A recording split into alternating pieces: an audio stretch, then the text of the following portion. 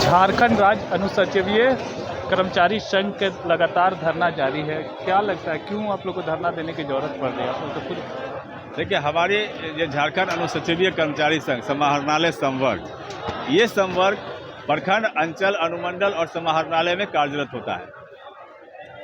और हमारी जो 9 सूत्री मांगे हैं, इन 9 सूत्री मांगों के समर्थन में हम लोगों ने पिछले 2 साल से प्रयास किया, सरकार के संज्ञान में देने का कार्य किया, लेकिन सरकार के द्वारा हमारी 9 सूत्री मांगों पर सकारात्मक रूप अब तक नहीं अपनाया गया। नतीजे के तौर पर हम लोगों ने 14 जुलाई को इसी स्थान पर महाधरना के कार्यक्रम से अपने मांगों को सरकार तक पहुंचाने से संबंधित ज्ञापन भी सौंपा। बावजूद उसके सरकार के द्वारा अब तक संज्ञान नहीं लिया गया।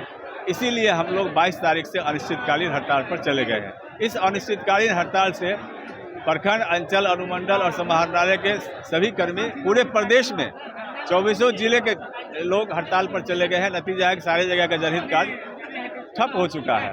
तो हम चाहते हैं कि सरकार हमारी मांगों पर वार्ता के माध्यम से सकारात्मक रूप अपनाते हुए सम्मानजनक समझौता करें और हम अपने हड़ताल से वापस होकर अपने काम पर लग जाएं।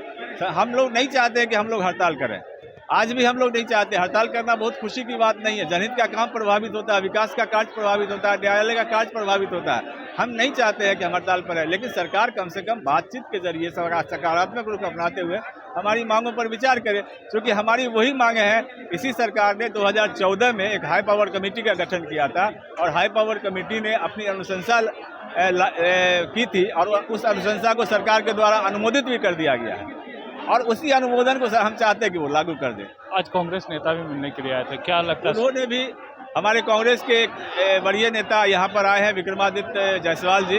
उन्होंने कहा कि मैं सरकार से आपकी बातों को, आपकी मांगों को सरकार तक पहुँचाऊँगा और प्रयास करूँगा जल्द से जल्द आप लोगों का वार्ता करा के हड़ताल को समाप्त करा दें। क्या लगता है कब तक और आप लोग, क्योंकि मुझे लगता है कि निकट भविष्य में 2 से 3 दिन में सरकार से वार्ता होगी और निश्चित रूप से सकारात्मक वार्ता होगी। सरकार संवेदनशील तो है ही, लेकिन वार्ता अगर हो जाए, हमारी मांगों पर विचार सरकार कर ले, तो हम लोग हड़ताल तोड़ के चले आएंगे। अगर सरकार हमारी बातों को मान लेती है और वार्ता हो जाती है तो हम लोग हड़ताल तोड़ देंगे।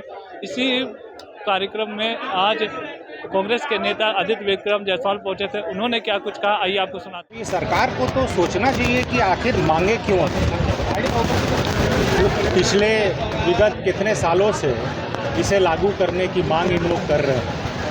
MSCP को, जो modified assured career progression scheme है, इसको इम्प्लीमेंट करना चाहिए।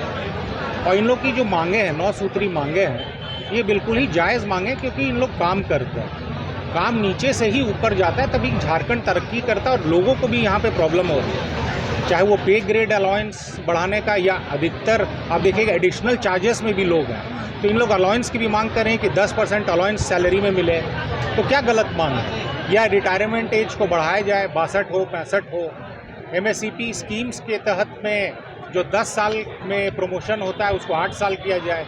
अभी सरकार ने ये लागू किए कि एग्जामिनेशन के द्वारा प्रमोशन होगा, लेकिन मैं कहता हूँ कि एग्जामिनेशन के द्वारा नहीं, अपने एक्सपीरियंस, अपने सर्विस के द्वारा प्रमोशन इन लोगों को मिलना चाहिए।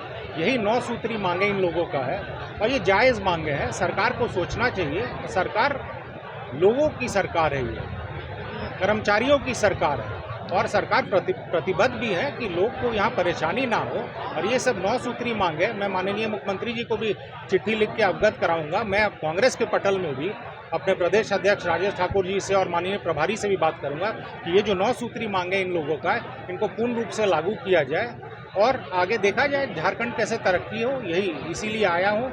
और भी जगह मैं जाऊँगा जो धरना यहाँ पे दे रहे हैं, और मैं इन लोग से गुजारिश भी करूँगा कि धरना ख़त्म करें और सरकारी कामकाज फिर से सुचारू रूप से चले, यही कामना करूँगा।